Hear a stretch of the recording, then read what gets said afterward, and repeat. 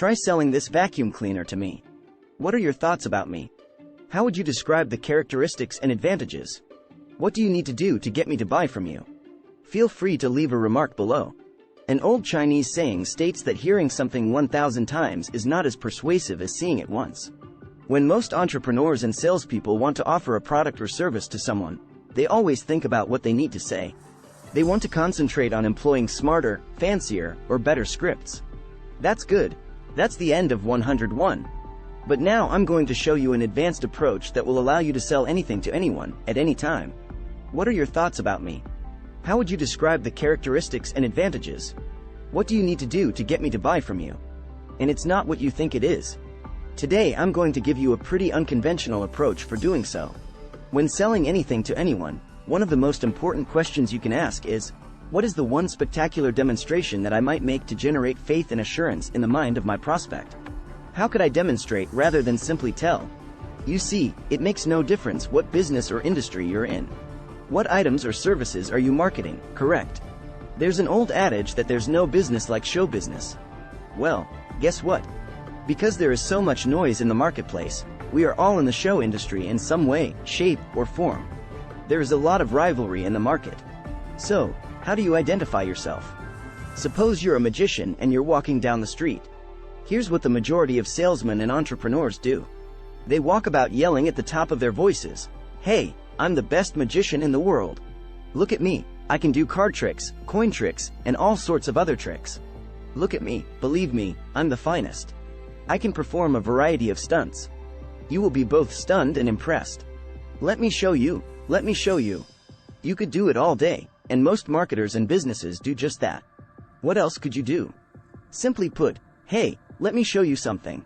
You just execute a trick. Keep this in mind. Hey, pick a card. That is what I mean by a painful demonstration. That's what I mean by the WTF impact. What the hell happened? The WTF impact. So, how might you put that to use in your business? Let me give you a good example. Cleaner with a vacuum. That's okay if you're pushing the features and advantages, how durable the vacuum cleaner is, how excellent the vacuum cleaner is, how good the company is, or how many vacuum cleaners we've sold. And still, in this specific ad, the closer, the pitchman, is not doing so. He's discussing the vacuum cleaner, but he does so through a horrific presentation. He lifts a bowling ball with the vacuum cleaner, and you're thinking, what the hell is that? It is insane. Not just that. He even shows how to raise 2 bowling balls instead of just 1. That's a strange effect. What is this, you wonder? He's doing it now to show how strong the suction is. So, when you see that, you and I both know you're not going to suck up the bowling ball with the vacuum cleaner. That's not going to happen. It will be used to wipe the floor and clean away some dust. So what occurs in your mind? Amazing, if the suction is strong enough to hold the bowling ball. That's simple. A little dirt, a little dust. Bingo. Right then, you're sold. That is the strength of a traumatic display. Therefore you must ask yourself, how might I show, rather than simply tell Tony Robbins? Today, Tony Robbins was utilizing this example to launch Personal Power, his TV program, when he was just getting started. What exactly did he do? As a young Tony Robbins, he would go on television and question various sorts of therapists. And then he'd remark, you know what? Give me your most difficult patients, people with whom you've worked for years and with whom you haven't been able to assist or cure. Tell me your worst case scenario, phobia. Let me to handle it, and I will heal that individual and erase that phobia on national television. Isn't that a distressing demonstration? The snake fear was right there, and Tony would heal that lady, that individual, in a very short amount of time. Strong to be able to wrap that snake around her neck while having a snake fear her entire life. It later not only launched Personal Power, but also unlocked the power inside. Now, if you know anything about unleashing the power within, leave a comment and guess. What is the one spectacular example Tony Robbins does to instill faith and conviction in the prospect's mind? Can you figure it out? Yes, that's right, firewalk, firewalk. Tony's whole career was founded on one stunning demonstration. That via a demonstration, you may break free, reclaim the power you know you have inside you. What does it imply if I can walk through heat and cold? That implies I can break free, break through, and become unstoppable. It's a metaphor, and it's a terrible example. What else could I do with my life if I could do that? Do you see how effective a distressing demonstration may be? There are 3 things you must answer when designing dynamic displays for your business. This is the inquiry posed by your prospect. Can I put my faith in this person? Can I put my faith in this company? Can I put my faith in this company? It is the first query. The second inquiry is this firm, person, or brand competent? Competent. Third, is this individual unique? Is this individual gifted? Is this individual gifted? That's exactly what they're thinking. And demonstrating that is nearly like leaping out of a plane without a parachute. You get that WTF sensation when you can accomplish it. When Tony cures the phobia on national television, he's leaping out of a plane without a parachute. You see, I've utilized this several times in my career. I'll give you a good example. First, if you saw my video on closing a sales call, you saw a great example. A sales call where I conducted a live demonstration.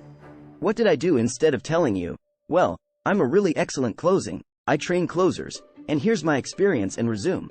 I performed a fantastic presentation. Wasn't it just on another phone call? I approached my photographer, Matt, and said, hey, Matt, turn the camera, we're going. And right there, in front of the camera, I complete a transaction that is, I don't know what he's going to say. I don't know what the prospect is going to say.